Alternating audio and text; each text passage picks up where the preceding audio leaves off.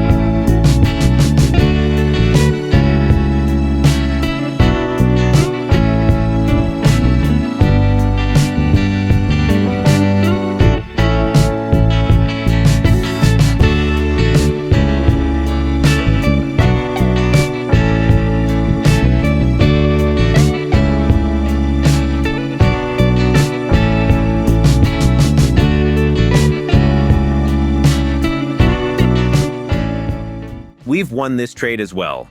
I hope you found this video informative and helpful. If you have any questions, please leave them in the comments below. So go ahead and hit that like button and subscribe to my channel. It really means a lot to me and helps me continue to produce high-quality content for you. And don't forget to share this video with your trading community. So keep learning, keep growing, and always remember that the power to succeed is in your hands. Thank you for watching, and I'll see you in the next video.